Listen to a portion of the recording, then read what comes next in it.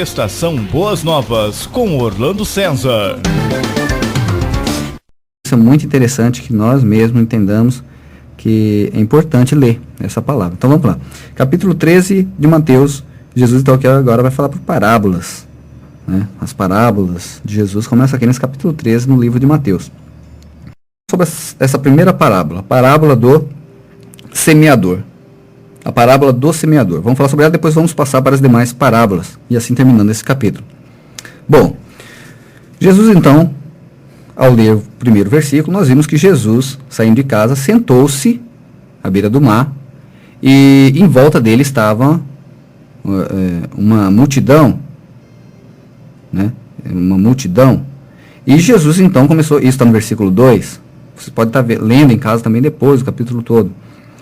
Está no versículo 2, né, que Jesus então começa a falar para uma multidão. Estavam diante de uma multidão na praia. E então começou a ensinar usando parábolas. Né, parábolas eram ensinamentos que Jesus fazia. Ele citava algum exemplo prático do dia a dia. Né, ele citava um exemplo prático do dia a dia, comum de acontecer, talvez naqueles dias, para transmitir os ensinamentos que ele queria. Bom, por que Jesus falava por parábola? Nesse capítulo aqui, nesse versículos que lemos, nos dá essa revelação de por que Jesus falava por parábolas. Nós vamos entender isso. Então Jesus, ali na praia, começa a ensinar aquela multidão, e começando então por parábolas. Então Jesus, ele começa a contar uma parábola, que é intitulado nas Bíblias, que é a parábola do semeador. Também esse título não é da Bíblia, mas foi colocado para que possamos entender ali, ao ver. A parábola do semeador. E também Jesus fala, né? Ouça a parábola do semeador. Ok, até aí ok. Então a parábola do semeador. Então ele cita alguns exemplos de atitudes humanas que é comum de acontecer. Né? Por exemplo, ele conta aqui de um semeador que estava semeando. Saiu a semear. Um semeador, um agricultor. Vamos pensar de uma forma assim. Um agricultor, uma pessoa que está semeando, semeador. E Jesus, então, ao ensinar, a dar exemplos práticos do dia a dia, para que as pessoas pudessem transmitir o ensinamento do reino. Então ele disse, um semeador estava semeando, e uma semente, uma parte dessa semente, ele caiu ao pé do caminho. Jogou no caminho. Caminho, onde as pessoas caminham, onde se passa transportes. Então, uma dessas sementes caiu no caminho. A outra caiu em pedregais, nas pedras. A outra caiu entre espinhos. E a outra caiu em boa terra. Então, Jesus aqui relacionou 4 terrenos, 4 solos, vamos dizer assim, né? 4 tipos de solos, hoje conhecemos ele como solos. Ele citou então a beira do caminho, o caminho, que alguém caminha, que passa transporte. Ele citou pedregais, pedras, né? Isso é fácil de entender. Se jogarmos semente no meio da rua, mesmo sendo de estrada de chão, será que essa semente vai nascer ali?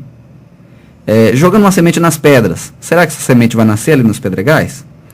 E ele jogou também semente entre os espinhos, onde os espinhos, ele diz aqui que sufoca. Às vezes não passa a iluminação solar que precisa, ou não deixa que essa planta cresça. Né?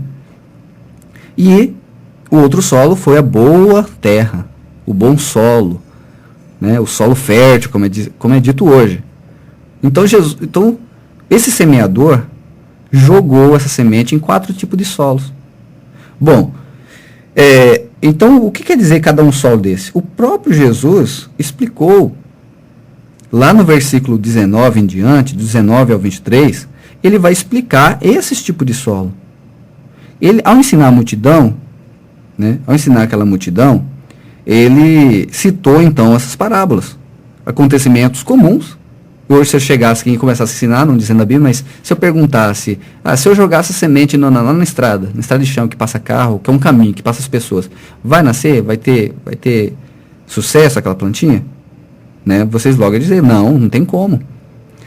Se essa semente caísse nas pedras, elas iriam nascer? Não tem como, nas pedras, onde que vai, né, firmar a raiz? Não tem como. Entre espinhos, Uns vão ficar em dúvida, que talvez não conhecem muito de agricultura. Será que pode? Será que não? Entre espinhos, não, que sufocam, né? Entre os espinhos, entre a própria iluminação solar talvez não passe ou não deixe que essa planta cresça. Fica sufocado ali. E a terra boa? A terra boa, com certeza, a terra preparada, a terra adubada, a terra boa, com certeza vai nascer a plantinha. Tá. Então, lá no versículo 19 em diante, então Jesus explica essa parábola. Bom, e Jesus diz, quem tem ouvidos para ouvir, que ouça. Quem tem ouvidos para ouvir, que ouça. Ele estava falando para toda a multidão. E nos textos do Novo Testamento, nós vamos ver que uma grande multidão seguia Jesus. Mas seguia muito mais por causa dos milagres que ele realizava. Nesse capítulo aqui, deixa bem claro isso. Era mais por causa dos milagres que ele realizava do que dos próprios ensinamentos. Tanto que os discípulos vão perguntar para Jesus. No versículo... Os discípulos perguntaram, no versículo 10, acerca dele... Os discípulos disseram-lhe, por que falas por parábolas? Perguntaram para o Senhor, mas Senhor, por que está dizendo por parábola? Porque já não diz logo, né? Vamos dizer, como se diria hoje, vamos dizer o português, né? O português claro ali. Na época não era português, é claro, mas estou dando um exemplo. Porque já não diz a palavra clara, o que quer realmente. E aí Jesus vai dizer o porquê. Né? Jesus vai dizer o porquê. Que os discípulos perguntaram, por que ele estava ensinando por parábola? Jesus responde, versículo 11. Disse-lhes, porque a vós é dado conhecer os mistérios do reino dos céus, mas a eles não lhes é dado. A eles quem Jesus estava dizendo?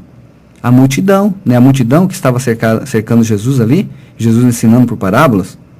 Então ele vira para os discípulos e diz, a vocês é dado conhecer os mistérios do reino dos céus, mas a eles não é dado, né? Jesus está falando que a vocês vão poder conhecer, a vocês é dado o conhecimento do reino dos céus, mas a eles não é dado. Aí no versículo 12, aqui a importância também de não ficar limitado com versículos, porque o 12, ele diz assim, porque aquele que tem se dará. Tem o quê? Tem o quê? Dá a impressão que é outra coisa, porque é um versículo 12. Mas está dando sequência do versículo 11, ele está falando de conhecimento.